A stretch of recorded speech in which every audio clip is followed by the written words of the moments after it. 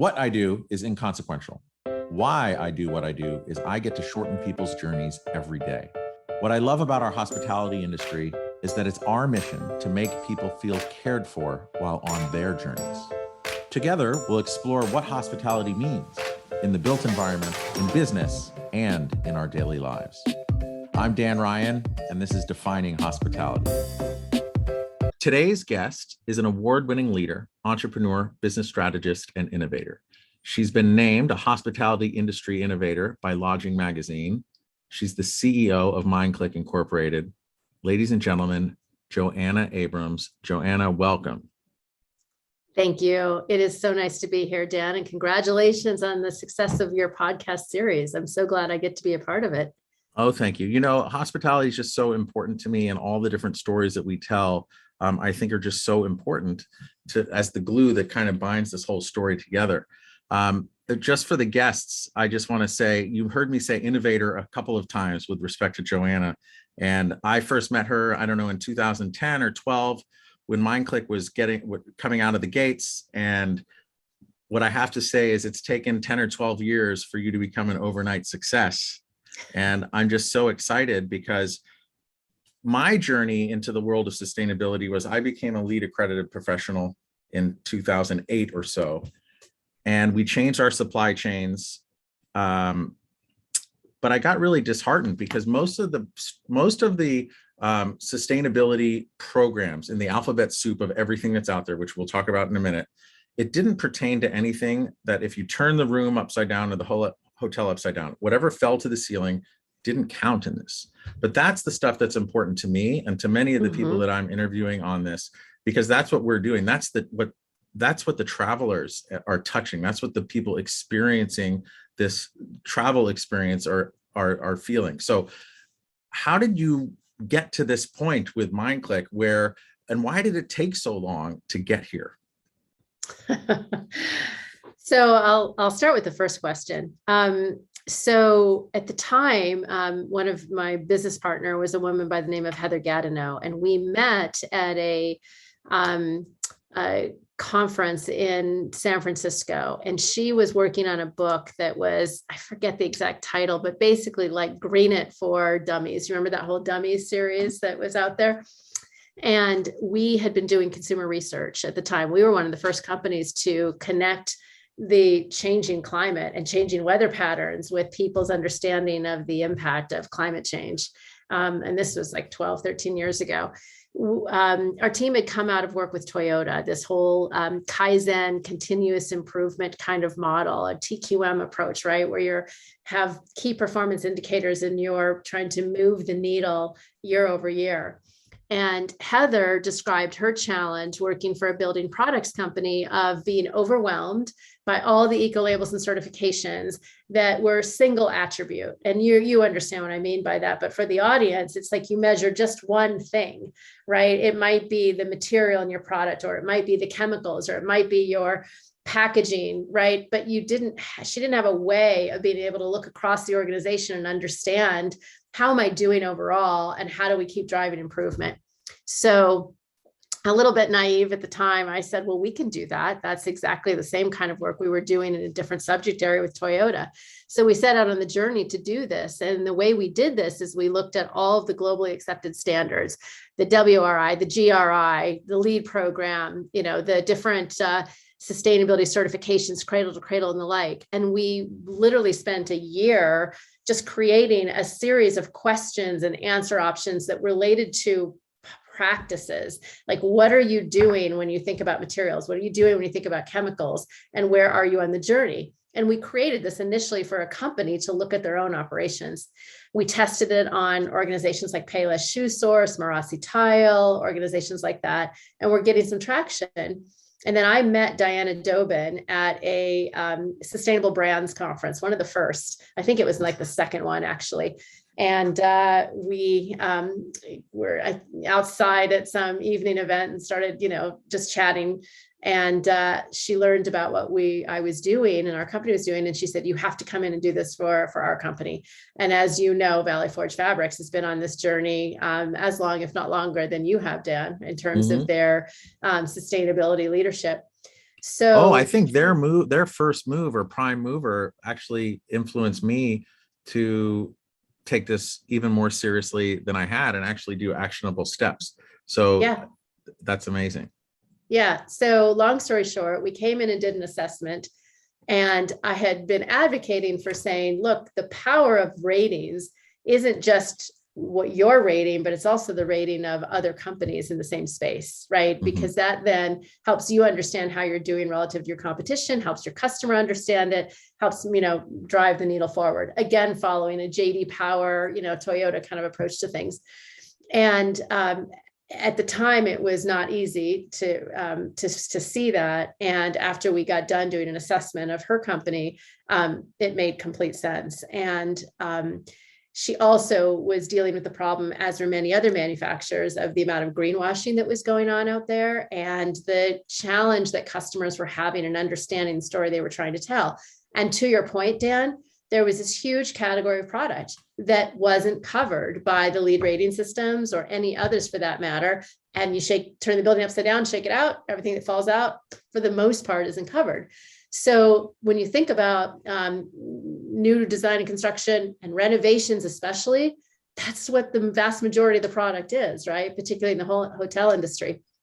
So it made sense to us to focus on this very high volume process that exists in the hotel industry, and one that is so visible to the consumer. And at the same time, we were doing this initial work. We'd done a research study with Expedia, 5,000 consumers globally, to get them to tell us what sustainability meant to them when it came to hospitality.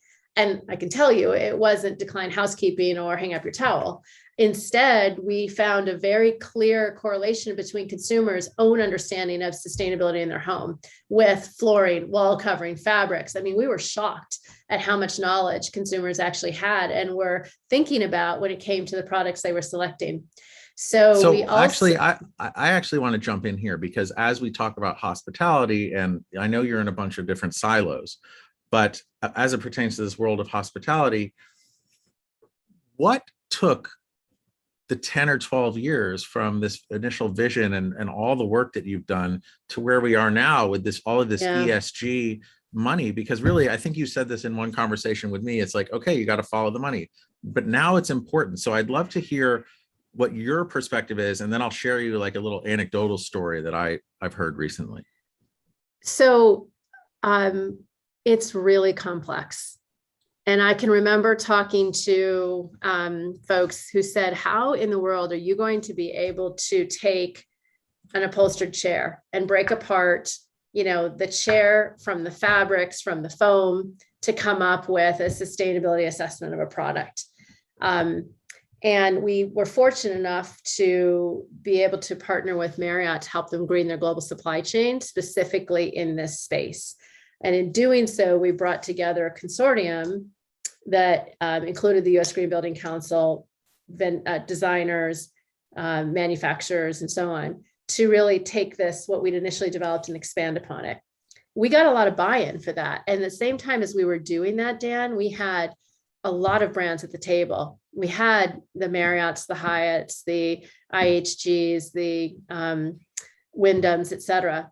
And what happened, and the reason that, we and I raised, venture capital funding as well, and we just hit a wall. And the reason we hit a wall was because the business model is one in which the vendors are paying for their ratings. And many brands had a really hard time with being part of it, because how much control did they have over what the franchisees were purchasing? And that's the crux of the matter, right? Because from a brand standard development standpoint, Marriott is far stronger than others in terms of the alignment between what's in the brand standard and what the franchisees purchase. And others, and they have their wholly owned purchasing company that Dave Lippert leads, and so on. So there was more of a connection to the vendors to see the ROI for being in our program to begin with. And then also more control over the ability for it to be carried through in terms of what got purchased for hotels. Fast forward to where we are today. So you could have leaders, like Marriott, be on this journey and be in a position to influence heavily what the franchisees are purchasing. So it made sense for vendors to be part of the program because it's the ROI at the end of the day. Now, fast forward, and the REITs and these property management companies are now being asked to report on ESG. And that reporting includes their scope 3 emissions, what's happening with their supply chain. And that reporting includes the choice of materials and, efforts to reduce waste and that kind of thing. And they need data. They need the ability to be able to quantitatively demonstrate that they are implementing these practices. So if you're just starting out today and, you're a Highgate or you're a, name any other company in that space, or, management company, or a REIT, how do you do this? It's really, really hard. And sustainability leaders typically aren't always associated with the supply chain. They've started with the low-hanging fruit, which is operations, right? Well, so here we are. Well, just to jump in there, yeah, for your solution in the low-hanging fruit, what I love is, like, as humans, when we hold the mirror up to ourselves, sometimes we don't like what we see. And I think what really is intriguing about what Mindclick has done and the platform you've created is, okay, you know what, let's hold this mirror up and see really where we are granularly, from cradle to cradle, cradle to grave, cradle to wherever. And okay, you can see you're really good in some places, but then we can see, ooh, that's maybe not so good. And when you feather in, like, the overall idea of hospitality and these guest rooms, where there's almost an implied engineered obsolescence in kind of what we're doing, because we have to keep things fresh, we have to keep inspiring, and we have to keep impacting our guests. To be able to hold that mirror up and measure and have a baseline is really exciting to me, because, okay, we might not like what we see, but once we measure, we can affect change. Absolutely. But there has to be a reason to measure. And I think that's what's changed in the marketplace. You asked me, why has it taken 8 to 10 years? And that's the why. Because, what reason did an owner who's, the one writing the checks have to do this? What was their incentive? What was the ROI for them? You have a handful, 1% to 2%, maybe up as many as 5%, that are doing it because they understand and recognize the impact to our industry, the impact to livelihood longer term, and frankly, health for people on the planet, right? So they get it. But what about the rest of the 95%? What does it take for them to get on the journey? And that's where the sea change has occurred, when you have, Larry Fink from BlackRock, who has, completely changed the game from the financial community. It's not political anymore. It doesn't matter who's going to be in the administration of the White House. It's the financial community has put their foot down, and you have all of the big banks have committed that by 2050, 100% of their lending will be carbon neutral. I mean, wow. That's huge. And they're starting to measure today. And so the financial markets are, Just going back to the Larry Fink front, because I've talked to a bunch of people, and it seems to me that he wrote a letter to all of his investors and the companies that he invests in. So the CEOs of all the companies that they as asset managers invest in, basically saying exactly what you said. It is so important to be able to measure. It is so important to do here. And I think from the conversations that I've had, that has been going around for a long time, and need to do it. But he was really the tipping point. And I think one of the big voices of the tipping point was Gretta Turnberg. I can't say her last name perfectly because I don't speak Norwegian, but just holding up that mirror to all of us and saying, hey, we need to make a change. And he did it, I think his intention really was truly, yes, there's a profit motive, but also more than that, I think it really was, we have to change. We are on a path to nowhere. Yeah. I think that's absolutely right. And I would say that Gretta is the spokesperson for a generation who has grown up seeing things happen so quickly in terms of a changing climate and a changing world. And they are much more informed and aware, and are challenging all of us to do something about it.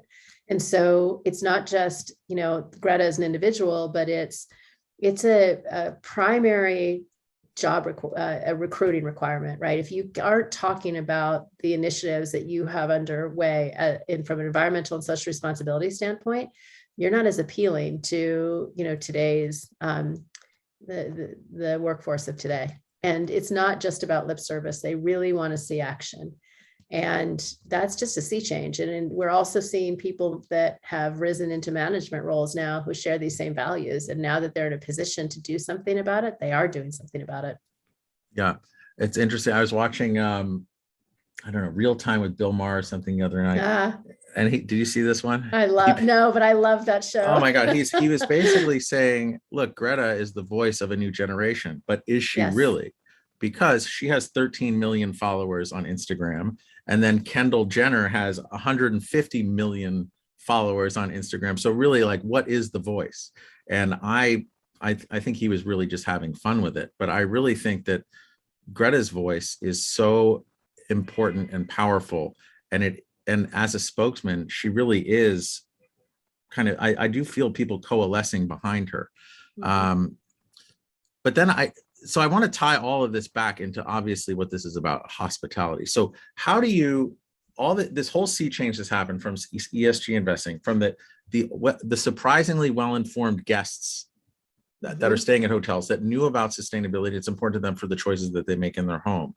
How do you define hospitality, knowing what you know about hospitality, and how does all the work that you're doing and the sea change that's happening tie into how important of an impact hospitality has for travelers? Well, so first off, whether you're traveling for leisure, family events, work, the concept of hospitality is that there's an entity, people that are providing you a place that provides comfort, security, a home away from home kind of concept, right? That's what it's been all about, and a base from which to either do the work that you're there to do, explore, enjoy family time. And a huge, huge component of hospitality is service, right? I mean, it really is that experience that you have is based upon the environment that's created through a service orientation. And it was interesting in the research that we did did a digital marketing campaign for a courtyard that was renovated in Southern California, where we told guests about the positive impacts of products chosen for a courtyard following a renovation, both environmental and social and health and so on. And we then looked at the research results and saw 150% increase in satisfaction and loyalty and all these key measures. And we interviewed these folks who had seen the marketing campaign and said, talk to us about this. Like, what would this mean to you? And over and over again, we heard that people saying, a hotel that has gone out of its way to choose products that are better for me and the planet is really taking care of us. And that really stands out. And I'm going to choose that hotel over others. And they really equated it with that service experience and the care that has gone into creating that environment from which to do their work, do their entertainment, exploration, enjoy family and friends and the like. And I think that is the power of the hospitality industry, is that, the people who are in this industry are people who care, who like to be together, who like to create these fun, enjoyable spaces and occasions wherever that is in the world. And so the thought that goes into how we build these spaces, how we furnish and supply them and operate them, if we're really sticking to that concept of this service that we're offering people as they're traveling to create that foundation from which to have great experiences, that should go into the choices of the products that are used and the impact that those choices have on our health and well-being. And we literally had one of the guests say, I wouldn't want to think that I'm harming someone by my choice of where I stay for a vacation. Mm-hmm. When I hear you say those two words, in all the conversations, this is the first time I've heard them both tied together, but service and impact. And if you think about the storytelling, the brands that do the best storytelling, they draw the guests in. I'm actually surprised that more retail companies, and you hear a lot of big retail companies starting out and doing hotel brands, because if you think about it, it's the most immersive experience you can do, because you're actually sleeping there in the brand and breathing it. So if you think about the impact as these brands are serving others, and you can also tell in a very thoughtful, or weave in a very thoughtful story on sustainability, where many of these people, they don't stay in very well-designed places. If you can take this design impact and weave in the story of sustainability, you can have legions of people go home and want to make a change as well. And a company that comes to mind is like SH Hotels and their One Hotel brand. I feel like they are really an industry leader in that vertical. But in them leading the vanguard, much like a Larry Fink may have done in the financial world, there's other people who want to follow and do that. Not because of a profit motive, but because, oh my gosh, this is a layup. We can really make a difference by telling that story and have people go home and affect change. 100%. And we know that people look to the hospitality industry for ideas and innovative ways to design their own homes or workplaces, or, I mean, all the other sectors of the commercial world of design look to the creativity and vision that comes out of the hospitality industry. And it really places designers in a very interesting role. And a year ago, Avi Rajagopal, from the editor-in-chief of Metropolis Magazine, released a story on how the research has shown, when you look at the impact of the interior products in a space and the renovations over the life of that building, and I think it was a study that was like only 6 renovations over the life, the impact of those products from a carbon footprint was as big, if not bigger, than the building envelope itself. And for LEED and all these other building standards that have come out, the focus has been primarily on the physical structure of the building, and neglecting to consider fully the impact of all those products coming in and out for every renovation that you do. So his article was a real call to action for the design community, saying you have a huge role here. And I heard a statistic last week, which is huge. For every dollar that the consumer spends on products that are around interior design, and a typical interior designer spends $54, and a designer working for a top 100 firm spends $110. So when you think about the impact of their purchasing, not that they do the purchasing, but what they influence, it's unbelievably powerful. And designers have really struggled with being overwhelmed by all the eco labels and certifications that are out there. Those are really important, but how do you get your arms around it? And that's part of the value that we're providing to the marketplace, is making it really easy for designers to create designs for hotels that support the health of people on the planet, and in a way that fits into their practice of design. And so they can really be a part of this and really take the lead on the empowering role that they have. One of the things that I love so much about Mindclick is that when anyone is ever trying to renovate or build a new building, I always find that perfect is the enemy of good. Sometimes people get so stuck in trying to find that perfect solution or whatever. But in looking at this holistically, I mean, okay, you have your core and shell kind of program that you're working with, whatever you choose, whatever alphabet soup you choose. But on the interior and of what the interior designer is designing and specifying, there is an ability by what you've created and the platform of looking at it holistically. So, okay, you know what? This part might not be that great, but this part far outweighs that. And you can really look at everything holistically. And what's really cool is if I play it out in my head, I don't know, once you have so many brands on, or ownership groups or whoever, where at some point I envision them all going into a room somewhere and looking at all of their data and looking at the lowest hanging fruit of like, hey, how can we move the needle and all get our heads together and like, let's invent a new way to package, or let's find a new way of transporting, or instead of using MDF, let's convert wheat into some kind of a board or something super innovative. I feel like that is something that excites me in the future. And how are you thinking about that? That's my favorite part of what we do. I mean, that's where I love the word innovation. And I feel like we are really translators that are unlocking that potential for everybody who is involved in the design and specification and purchasing of products.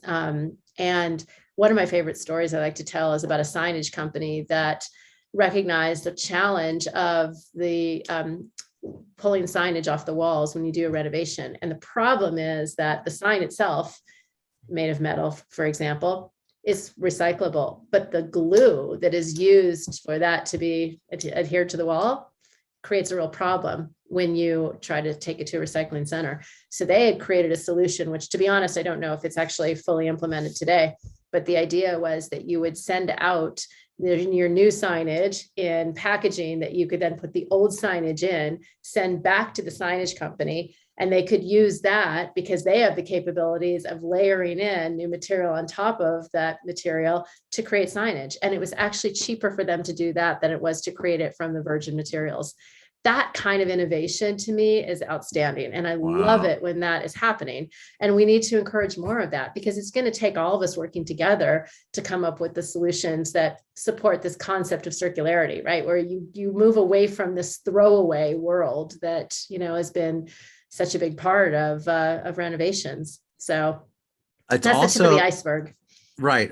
But also, as you said that, it made me think of a time. Do you remember when there was that initial wave of anti-dumping duties on wooden bedroom furniture coming out of China? So in a way to kind of explore circumventing that, I read about this product. It was called like wheat board or something. So instead of MDF, which is what the bulk of most custom case pieces are, which is chopped up wood dust in a resin. It was basically this just wheat cellulose fiber, bulk fiber that they would grind up and then make board out of it with different glues and resins. And I tried to get a waiver from the Department of Commerce, and I hired a patent attorney and a customs attorney to see if this, even though it was like more than 90% of the weight, if this would be possible. And then they said, no, it would still be wooden bedroom furniture, even though it wasn't wood anymore. It was something totally different. And it just really, that just frustrated me because as innovative as we all can be, sometimes there's someone sitting in an office somewhere that just says niche. But I feel like we should relook at that because that product does exist out there. It does. And I think, don't quote me on this, I believe there is a manufacturing plant in California that is coming up to scale on that. Really? Yeah, I'll do a little digging after our conversation and see what I can find on it, because I was at a Composite Panel Association event. I was actually speaking, and I believe that one of the audience members talked about that. So. Oh, great. Yeah, that was 10, yeah. 12 years ago that I looked into that. That was super cool. Yeah. And it was like a real kick in the gut when the government said, nope, you can't do that. Yes. The amount of times I've heard no. I would be an unbelievably wealthy woman. I got a penny for every time I heard no. But somebody asked me one point, have you ever thought about giving up? And of course, I mean, I'm human, right? But every time I was at a point where I was like, what am I doing? This is crazy. This is so hard. There's so many other ways I can make money and contribute. Something would happen, whether it's, working with a vendor who their team was so excited about the progress they were making, or a designer who was super excited about having access to information, or even, a brand or what have you, just coming on board. And it's other people who are equally excited about being on this journey and wanting to do something about it. I feel like, unfortunately, there's so much doom and gloom that is used to talk, in the conversations around climate change and sustainability, and people feel helpless. Like you want to go hide in a cave, right? You just feel like it doesn't matter what I do because these forces are so overwhelming. And so we actually give people hope and a way to be part of the transformation that is needed. And that's what keeps me going, because like I said, we're facilitating. I mean, it's the manufacturers, designers. I mean, they're the ones that are doing such hard work to make changes, to help us all with a better future. Well, the other thing, and when you first told me this, I really couldn't believe you. I just didn't believe you. I just didn't make any sense. But I'm not going to try and pronounce his name, but the guy who wrote the article, or the gentleman who wrote the article for the Metropolis Magazine. Yes. I was so blown away that all of the FF&E, or the fixtures, furnitures, and equipment, for those of you who don't know, that go into a property throughout the renovation cycle of the life cycle of that property, far outweigh the ongoing operations of that building. Like, that just blew me away. And when you read that study, I just saw you light up so much, because it really validates all the work that you've been doing for over a decade. And yes. how is that idea going to get into more people's head? Like, how do we get that out? Well, podcasts like this certainly help, and talking it up everywhere we can. Also, I asked Paul McElroy the question of how much of their portfolio is new construction versus renovation. And his answer was 95%. So when you think about that whether that's a proxy for all of hospitality or not, we can be sure that number is very high, right? From the standpoint of more renovations happening than new construction. And in the new construction, there's so much focus on the building envelope itself. On the renovation, much, much, much less so. Like, how many renovations do involve a real change out of that building envelope? So we don't really have much of a choice but to focus on what's happening in renovations if we're going to affect the change that we need to. So it's powerful. Yeah, two things on that front. And I wrote an article on LinkedIn, I don't know, 2.5 years ago, on adaptive reuse. And, you spend all these time, or I spent all these times writing these articles, and then, a couple of people will look at it, but it was just a labor of love for me. Yeah. But the one on adaptive reuse, which is really just renovation, right? Taking the existing corn shell, it really took off. I don't know how many likes or views, but I was very surprised. It was like a 10 or a 50x for compared to all the other ones I was doing. So it's a thing, right? And people really care about it.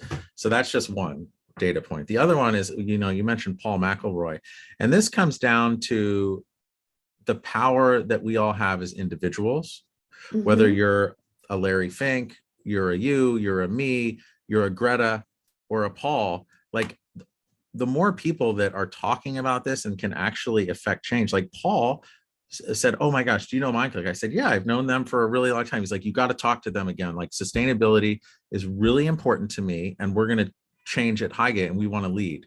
And I was like, well, okay. And then I'm like, "JoAnna, we got to talk. Like, let's get this thing going again." And I think that the more people can influence and speak about this from a personal experience, I think the better. I would agree with that 100%. And even the topic ESG, I spoke with Susan Suhar, who's a lead designer of HDR, and she does a lot in their healthcare practice. And she and I ended up speaking on ESG at NeoCon. A year ago, nobody had any idea what that was, right?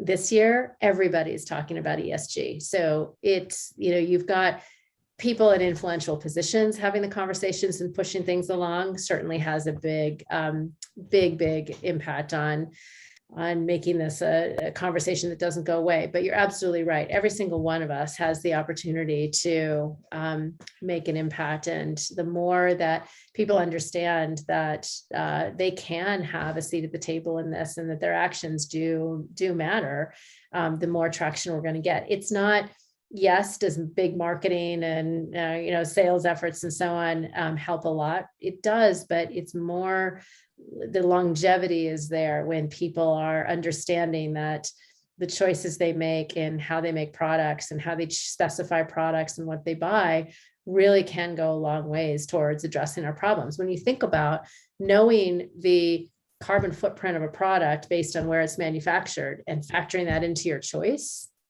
and supporting, there's been a lot of conversation about local sourcing, right? But when you really step back and understand, why does local sourcing matter? So when you think about the fact that that carbon footprint is so much higher depending on how far away you have to bring the product in from, and then also what's the source of that energy that is being used to manufacture that product, right? So those bringing that and making that part of an ongoing conversation becomes a powerful way to really make a difference. I totally agree. And that's the other thing is, I come across these cynics who are like, oh, well, being human is not sustainable, blah, blah, blah. But then I'm saying the faster we can measure everything, the faster that we can make strategic decisions to affect even greater change. And then the sooner we get to that Star Trek future I just dream about, where, it's just like everyone is happy and living and limitless renewable energy, and it's just being about people and living beings and respecting where we are. I know that you, in a minute ago, you said, oh, you don't want to get all into the doom and gloom. But when we think about, I want to go there a little bit, because from your vantage, as far as what you're seeing and hearing in all of your studies, what's keeping you up at night the most right now? And yes, you can be as doom and gloom as you want, but let's refocus this into kind of our world of hospitality or development. What's keeping you up at night? Not being able to move as fast as I'd like us all to move, honestly. Like, when people have goals that, they're going to be carbon neutral by 2030, even 2050. I mean, 2030 is 8 years away. Mm-hmm. That is not very long in our lives. And when you look at the impact that we're all facing now, 1 in 3 counties in the United States has been impacted by a climate change related event, weather, right? So whether it's the forest fires, the extreme heat, the hurricanes, the flooding, no one escapes this. And I think there's been a lot of frustration at the pace in which government and global governments have moved. And, as you said, there's always somebody who's got, that no, particularly when it comes to bureaucratic kinds of organizations. That's what keeps me up at night, is that we don't have time, and we need to be really pragmatic and really focus on the low-hanging fruit kinds of solutions that are out there. And like you said before, the saying all the time in my organization is, don't let the perfect be the enemy of the good, because nature isn't perfect. Nature continually evolves and adapts, and we need to as well. And if we wait until everybody feels safe that, okay, we can come out with this now, we can say this now, because we've checked all of our boxes, what's happened in that time while we're waiting, right? And being in the Pacific Northwest, 4 summers in a row of just not being able to literally be outside because of smoke. I mean, when it affects you personally, I think it accelerates people's understanding of, we need to do something about it. We can't keep doing things the way we have. I totally agree. And then, so you've been on this crusade for how long? Like, when did the idea of sustainability and footprint, like, when did that first enter your site? I think it was 2008 or 2009. And when we were working with Toyota, and I got to work on the Prius account, and it was the it car I lived in LA at the time. And so it was it was before the Tesla. And I was born in California, but I grew up in Oregon. So it really just appealed to me at that point in my life that I wanted to do work that was meaningful, as well as, make an impact and make a living. And so that's when it all started. And I had no idea how hard it was going to be. No idea. Nor did I understand how politically charged it was going to be. And, I think looking back on it and being much wiser for the journey that we're on and continuing on, you're asking people to do the hardest thing that there is to do, and that's change, right? Mm-hmm. Most people are really uncomfortable with changing.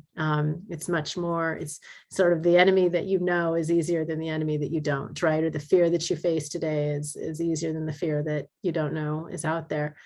But at the same time, when we can talk about this in ways that are supporting people's growth and innovation and the ability to make a difference, you can connect with people in a way that helps to overcome some of that. And that takes time. It's just not something that can be done fast.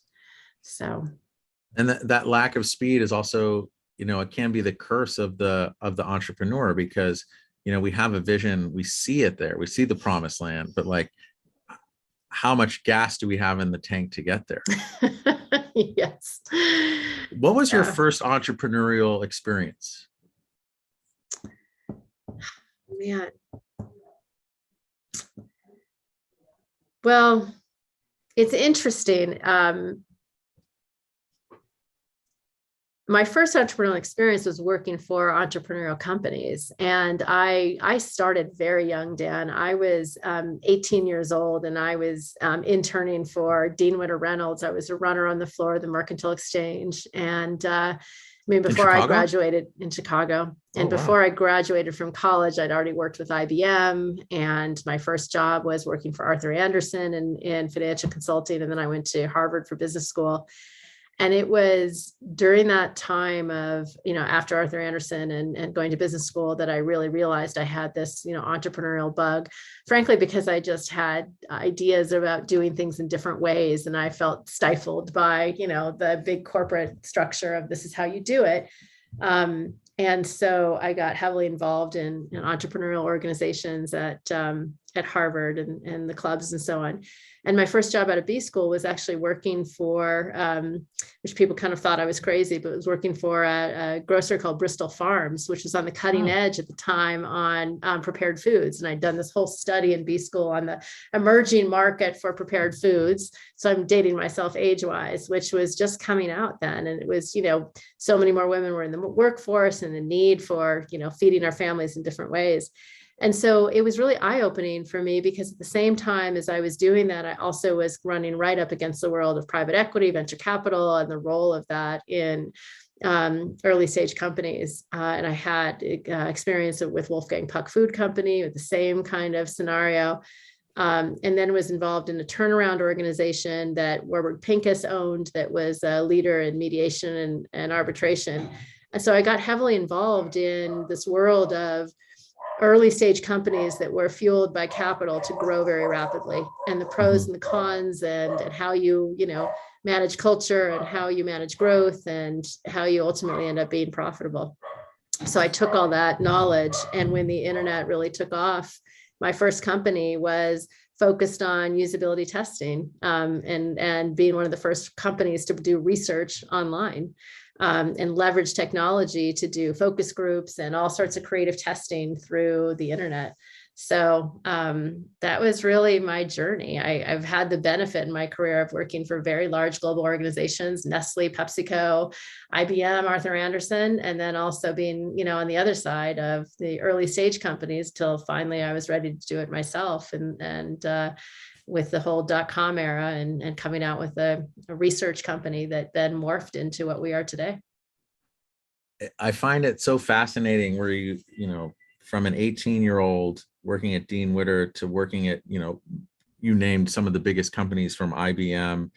I forget the other ones, but like these huge companies that you're working with, and you're still calling that an entrepreneurial experience, because really it's about, how do you take an idea, even in these big, huge companies? How do you take an idea, execute it, and implement it? It's really, that's really what being an entrepreneur is all about. Yeah, when I was coming out of B school, there were certain organizations that had these training programs where you would literally start out in one part of these huge organizations and then move to others. You might be in marketing, then you move into operations, then you move into finance. And these were all sort of the training to ultimately be in a senior leadership role. And I like to say that I did my own version of that. Well, at the same time, raising two girls, and that was part of the journey as well, right? How do I do this and still, be there the way I wanted to for my daughters, my family? But that's the experience have been fortunate enough to have, is being able to work with a variety of companies in different industries and have different roles that have given me great insight into how big companies work and how, the early stage companies can succeed in that kind of world. When you were 18 working at Dean Witter on the Mercantile Exchange, like that's from Ferris Bueller's Day Off, where they're like doing all the hand stuff, Oh yeah. right? Oh Okay. yeah. How many women were doing that at that point? Oh my God, like five. I mean, there were very, very few of us. And, there are three things that you talked about: sex, drugs, and money, right? And depending on the day, the conversation would vary. And I was like a college student. It was, internship and in my college years. It was amazing. And I originally thought I was going to go to law school. And because of that experience, I was like, I love this world of business and I want to understand what's making these numbers move, right? Why are people trading and buying and selling these, we actually, at the time, it was commodities that I worked in, foreign exchange and commodities. So, it was an interesting perspective on everything. Wow, that's amazing. And then when you went over into to business school at Harvard, how many women were in your entering class? 21 or 22%. So and you're in sections, there are 90 at the time, 90 in each section. And so we were, 18 of us, 17, 15, depending on, each particular class. Wow. But that's actually, all things considered, in the world of kind of female entrepreneurs and women in the workforce, I don't know, but I feel like that's a high percentage for if you were to do like a 1-for-1 kind of ratio, right? So that must have been pretty awesome to be in that group of female leaders. Yes, it's amazing on so many levels. Today, I believe I think it's something like 55% of those who graduate from college are women. Mm-hmm. So it's much more reflective of the population overall. And I honestly don't know what the statistics are for B school. But it's not easy. I mean, the time period in which, you go back to business school, typically you're working for 3 to 5 years and then go to business school, mm-hmm. And so it's right in that time period of when you started a family, and how does this affect your career? And do you stay where you're at, or do you take time out to go to B school and then, step into another career, which is often what folks do. But the women, the people that I was at business school with are an incredible group of people. And many of them are doing just amazing, amazing things that have global impact every day in the roles that they're in. And there are others who have chosen different paths and who are making that contribution more at a local level within their own communities, or, just within their own families, and all of it's okay. But I do remember one thing that stuck out in my mind was there was a woman who was an executive with Cott Beverages out of Canada, who came in and talked to one of our classes. And she went out of her way to talk to the women in the class. And she said, when you think about your career, don't think of it as the typical stair step, progression. That women have an interesting opportunity to come in and out of the workforce, depending on, where they are at with their life stage of managing family and career. And I took that to heart. And she's absolutely right. I think that there's just, when you have the mentality of you have to follow a certain progression of how things work, you limit yourself. And when you can think about your career in more circular patterns, perhaps, or just more connecting with the relationships that you have and being open to new possibilities, there's a whole world that's open up to all people, but certainly women who struggle with that. How do I manage all of it? That's incredible, because to hear that as a choice and an intention to come in and out of the workforce, instead of I'm raising my family right now, and it's going to be so hard for me to catch up. But hearing a mentor say that, hey, this is an opportunity to be intentional, because I'm always so flummoxed by, look, half the population, or slightly more than half the population, are women, right? And if talent of any kind is uniformly distributed, opportunity is not.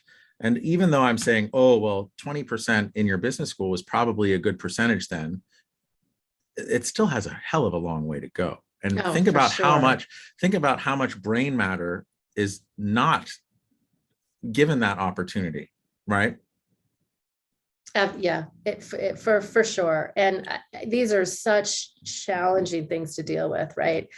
And we've been facing it with the pandemic. I mean, a lot of people are really questioning why there's such the great resignation and why there's been such difficulty in refilling jobs. And you have to look at women's role in all of that, right? And the lack of childcare options because of the pandemic and the implications for keeping your family healthy and safe and the like. So I think it has opened up the door to have different conversations about what a career path looks like.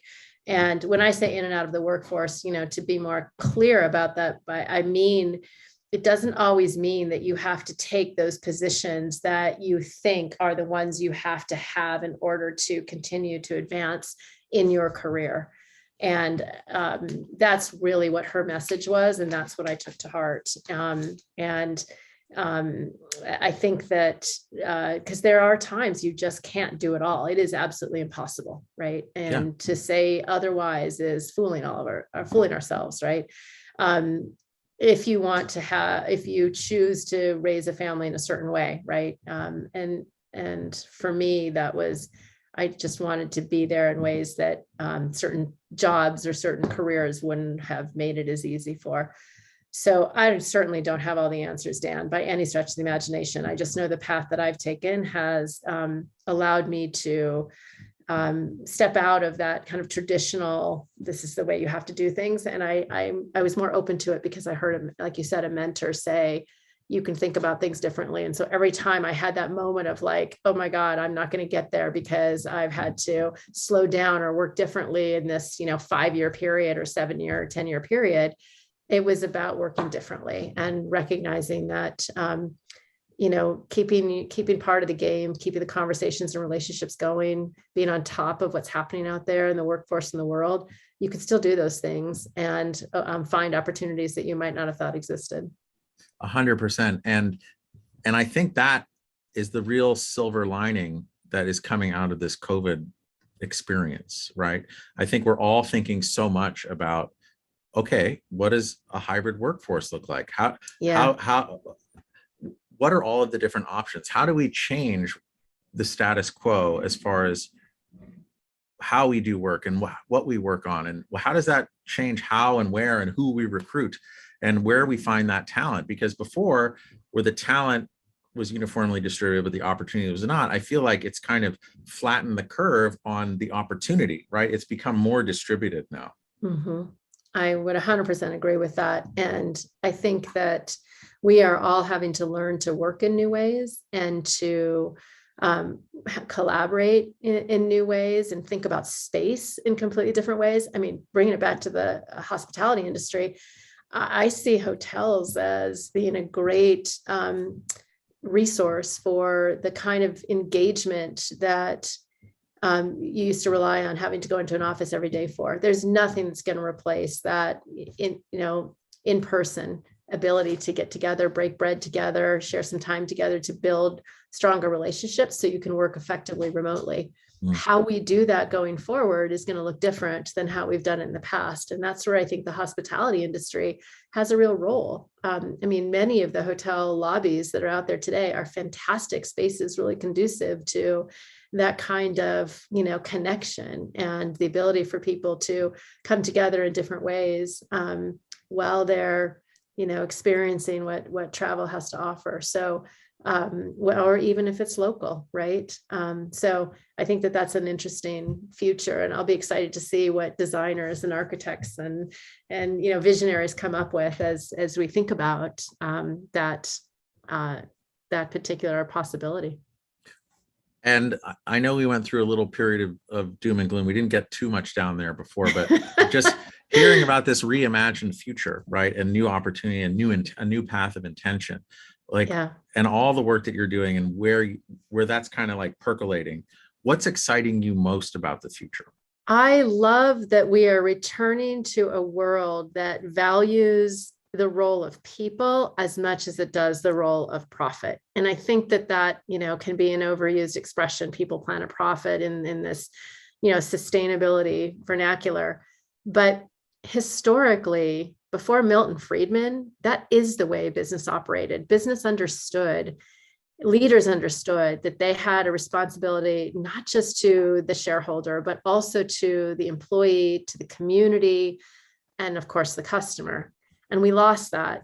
And and Larry Fink and others have come out, about this as well. The Business of the Roundtable, a lot of leaders have come forth and said, this has to be more than just about maximizing shareholder value, coming at it from the business standpoint. And a lot of it starts there, because how much time do we spend at work, right? And the values that are associated with the places we work trickle into the values that are part of our everyday life. And so that is what I am most hopeful about, because with that change unlocks innovation and a different way of all of us partnering together, in which there is an equal place for making money, which of course is our world, and you need to make money to make a living. But to do that, we can no longer exploit the planet and people. And this is that whole idea of stakeholders rather than shareholders, Correct. Right? Which actually, some people, like, you read the Wall Street Journal editorial page, and they think it's tantamount to some kind of Bolshevik revolution. But it's crazy. But it is. When I think about Milton Friedman, I think if he saw a way that you could keep the profit motive in there, and also create this idea of stakeholders, because it really becomes this huge flywheel if you do it the right way and in Correct. a thoughtful way. Yeah. I think that he might agree with it, although the Wall Street Journal editorial page may say no, but it's basically like creating its own marketplace. Yeah, I think that extremism of any kind is a problem, right? And I think that there were certain reasons that philosophy took such strong hold at the time that it did. And we have to be careful that we don't go so far the other way either, right? But as long as money is going to continue to be the means by which we are able to feed ourselves, house ourselves, clothe ourselves, take care of our families, and so on, we have to respect that. And we have to respect the fact that there should be a reward for the hard work that goes into what is produced out there. But equally, it, like I said, it can't be done anymore in a way that just doesn't give a value to the resources that are being used to make that happen. And I think that's where the great disconnect occurred. One of my favorite classes in business school was a historical look at business. And interestingly enough, there were many, many companies, and I think you could say that this is still true today when you think about the Targets and the 3Ms of the world, that Minneapolis really had a culture. Minnesota really had this culture of the organizations that were there, big companies that were there, where they really did think this way. And I think there's a lot of Norwegian history in that part of our country as well that may have played into this. But in any case, they could certainly prove that they were incredibly successful, and companies today, when you see companies that have the B Corp status, or those that are performing under this lens of environmental, social, and governance, ESG, they are outperforming the competition in terms of the overall financial performance, and in terms of growth, and in terms of stability in their various industry sectors. So there is a tight correlation there, but it is, getting people to think differently, which of course is what's hard. Well, you mentioned these really big companies like a 3M, for instance, but I was just on a call the other day with this guy, Vern Harnish. He started the Entrepreneurs Organization, which I'm a card-carrying member of, and he's created this legion of coaches. But the presentation that he had, and he's written all these amazing books. He's fantastic. But he was doing a presentation on compensation for entrepreneurs, right? So smaller companies, and really this idea of equity, and what is equity, and who gets equity, and profit sharing, and all this, where it's been around for a long time. But now in this hiring crisis that we're in, it's really, how do we model out what that looks like, so we're all in this to win together? And again, It comes down to stakeholders. So from the big companies to this, from the, even to the smaller companies, there is a sea change right now that is happening. I'm seeing it. It's a lot of different data points right now, but something is really happening, and it's really fucking exciting. I couldn't agree with you more. And I think we've been talking about this in our own organization as well. You know, if you think about the millennial generation, especially, they've watched their parents suffer just unbelievably as a result of globalization and as a result of the lack of loyalty that companies have portrayed to their employee base. And so they enter into our workforce, and, you know, and the generation behind them as well. And why should they have any loyalty? You know, because they've seen that it didn't get their parents anywhere. And instead, it created a lot of hardship in many cases. So, you know, the idea that you would stay in a job for 20, 30 years is just crazy to them. And I'm not saying that that is the answer, but we need to come back from the extreme of like, oh, I'm here for 6 months or a year, and I'm, you know, going to get everything that I can out of it, make my impact, and move on to the next thing, because, you know, I've got to look out for my career. And I think we've got to find a better balance around that, especially in the knowledge economy, which is, you know, certainly the space we're in. But I would argue even in the world of manufacturing, it's very much about a knowledge economy too, right? And so every time you have somebody who you've invested in and they leave, it hurts everybody. And I look at it as, it's not just hurting the owners, it hurts the team, right? The other folks who are still there, because they've got to make up for it. They've got to add to their work that they're already doing. In many cases that they're already feeling stretched. And it takes time to bring on new folks. So I think we have to do a much better job as leaders and owners of organizations of helping everybody who's part of that organization understand, you know, the importance of their role in everyone else's success, right? And kind of move away from a very self-centered approach, which you can understand why they have that, right? So it behooves us as leaders to really go out there and make it a different story for the future. I think that all comes from values, and all these small companies and entrepreneurial organizations that I work with through Entrepreneurs Organization, it's all values first, values from leader down. And it's also, but you know, you feather in the stuff that Vern was talking about. It's also like, who are the stakeholders? How do we define them and reward them? And so that we're all a part of it and we're all growing together. And I think it's a really exciting time that we're in right now. If we go back, JoAnna, to the 18-year-old you running the floor at Dean Witter with Ferris Bueller up in the gallery with Cameron and Sloan and Abe Froman, the Sausage King. You're down there, you're running the floor, but then you, the JoAnna of today, the overnight success after decades, right? What advice do you give yourself? Be patient, have faith, and stick to your values. Awesome. See, values comes up again. Yeah. And I think we all need to go through an exercise of dusting off those values and making sure they're not just some poster hanging up on a wall, and that we talk about them every day. I know I do.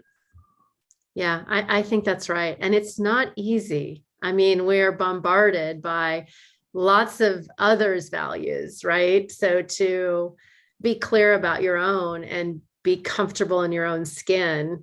I mean, tell an 18-year-old to do that. Good luck.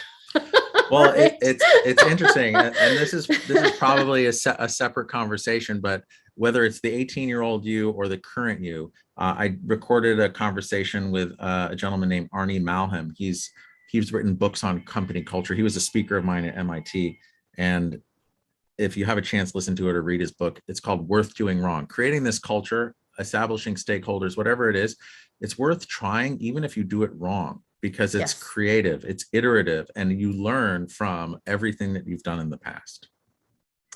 I think that is a fantastic statement to make, because and it's the philosophy of, we're on a journey. There is no perfect, right? And it's this constant learning and striving and having the desire to do it better, right? To be better, to take in and learn from others, while still holding, true to a core set of values, right? I mean, that's your that's your North Star, right? But Mhm. the ability and not just the ability, the willingness really is what it comes down to be open to the ideas of others and the contributions that they can provide, because of, their own 10-year overnight success kind of thing, right? I mean, we're all struggling with the same kinds of things, and we can all learn from each other. And through that communication and sharing, we get to a better place. And I think that also makes the journey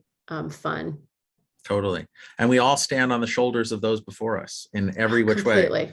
And especially that, that mentor you had, where it's like, be intentional and don't feel that you have to follow this progression. I mean, that is just so powerful. And we all, and you know what? She probably doesn't even remember that. Oh, I'm sure she doesn't. No. And it was at the time when, everybody was going into consulting, like the job was either you're going to work for McKinsey or you're going to work for Goldman Sachs, right? And here I am going to work for Bristol Farms. Like, nobody's ever heard of this, right? And so the willingness to take that risk and to do things differently, it allowed me to learn and get exposure and have leadership roles that I would have had a much harder time getting to. Not in any way to diminish the incredible value of working for a Goldman Sachs and a McKinsey, right? But again, not easy to take the road not taken, or not often taken. But then if you think of the work you did with, as far as the takeaway and planning the meals and to like really cater to the current state of a family. I remember shopping at Bristol Farms. I didn't have kids, but they had an awesome food section that I didn't have to cook dinner. So it allowed me to do other things and do that. But if you think about standing on the shoulders of others, that's probably given way to this whole idea of fast casual and the Chipotles and the sweet greens and everything else in the world, right? Where it's just all laid out there and simple for you, and the whole foods. Yeah. Well, JoAnna, this has been incredible. How do people connect with you?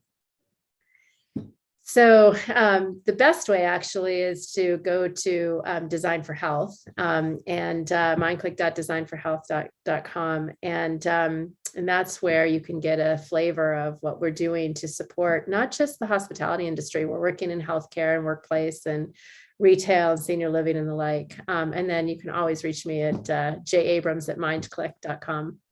Wonderful. Hey, JoAnna, I just want to say thank you so much for your time. This has been such an incredible conversation. This has been so much fun, and I'm fantastic that you're doing these. I love the way you take conversations in this meandering way. I think it's just it's engaging. It's so engaging for the listeners, and every one of your podcasts I've learned something from, and it's been a delight to be listening in on the conversations you've had with others, and I'm really grateful to have a chance to have the conversation with you. So thank you.